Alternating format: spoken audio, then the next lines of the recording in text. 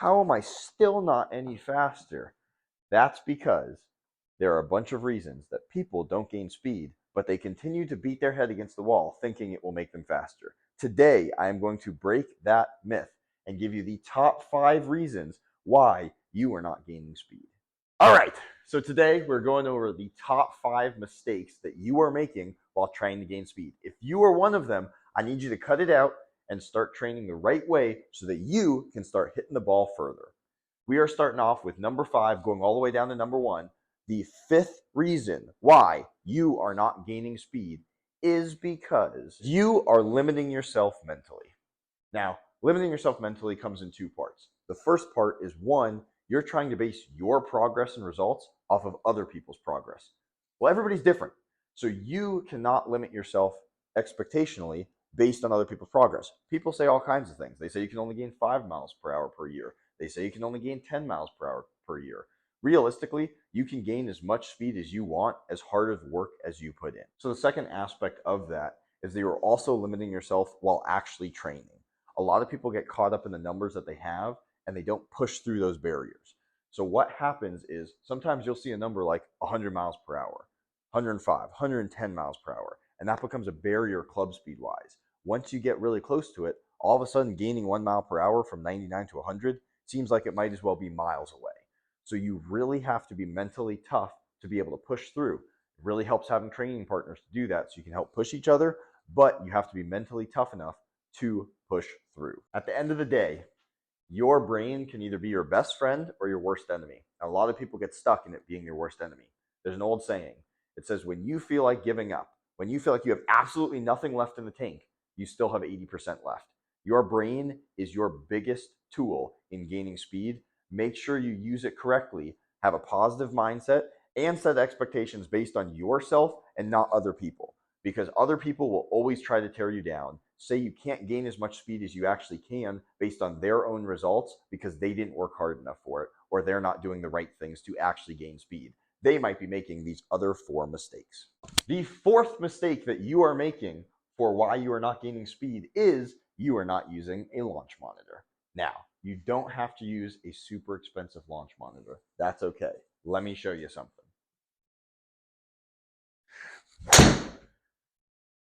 Why using a launch monitor is so important is because you need to actually assess club speed.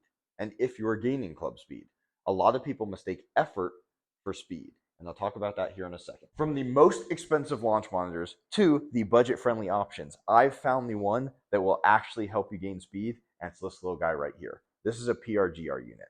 I have a GC Quad $20,000 plus unit. And you can see here this number, 100 miles per hour club speed, 144 ball speed. I would say that is pretty darn close and pretty darn accurate. Now, once you gain speed like me and you get to a certain point, over 200 miles per hour ball speed, it doesn't read it anymore. But it is amazing for gaining club speed and actually tracking it. It is very important that you track your club speed because, like I said, a lot of people mistake effort for speed. So let me show you that right now. Ignore this mess. We are redoing the garage, adding 500 square foot to make this an absolute unit of a training facility. But I got my friendly speed toad here, which we'll talk about in a second, and I'm going to demo effort for speed. So a lot of people will sit here and they will start swinging really hard, and they'll start throwing it over the top. They'll start trying to muscle it, and it'll look something like this. And so on that one, it read 116 miles an hour.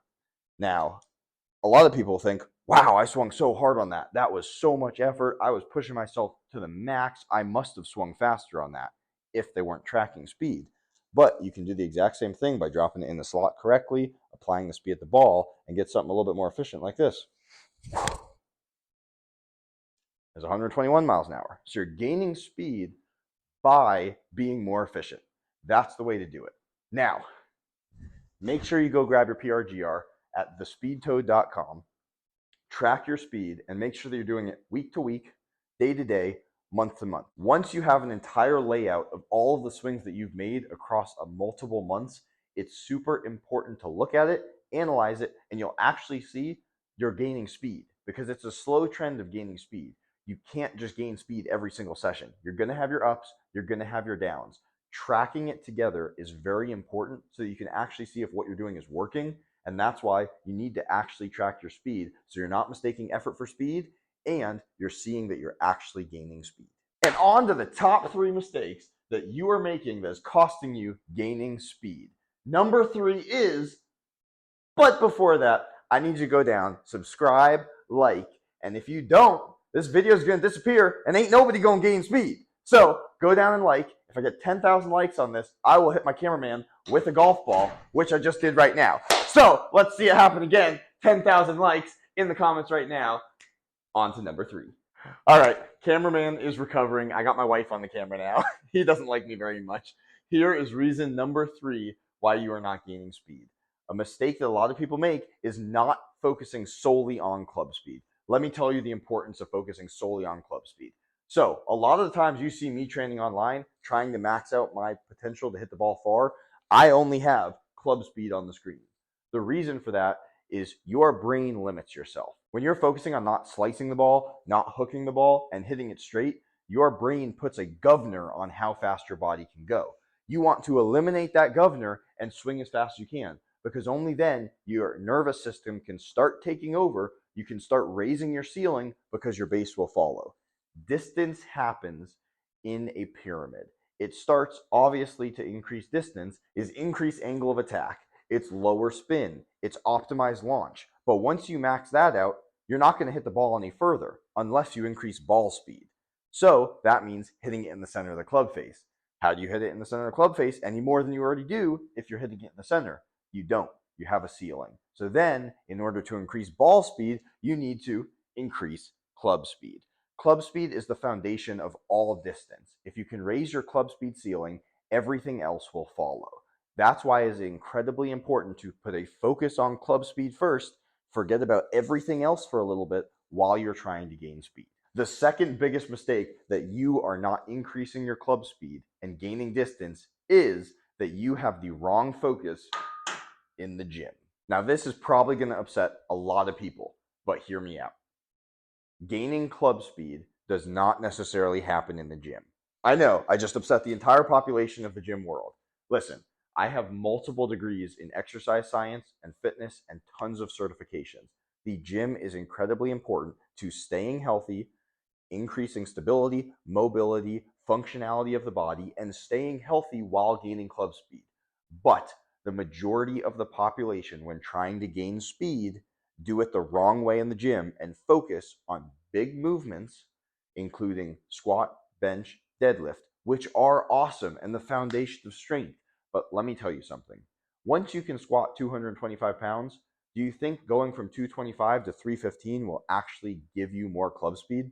The answer is no, and I hate to tell everybody that. I actually lost a ton of strength in my progress of speed because I had a good foundation of strength, but every time I went to lift, I just continued to get more tight and continue to move slower. I don't care how many power movements you do in the gym, you're moving your body slower than you are with a golf club. You are training your body to move heavy things slowly, and that's not going to lead to club speed gains. You need to optimally train your nervous system, and you need to optimally focus on your swing.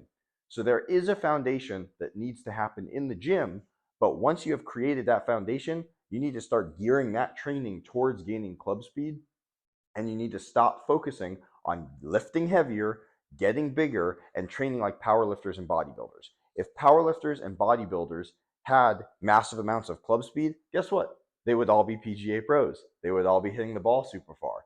But that's not how it works. So you need to start training your body how a golfer should and not how a powerlifter should. Look, at the end of the day, I know I just upset a lot of people, but it's true.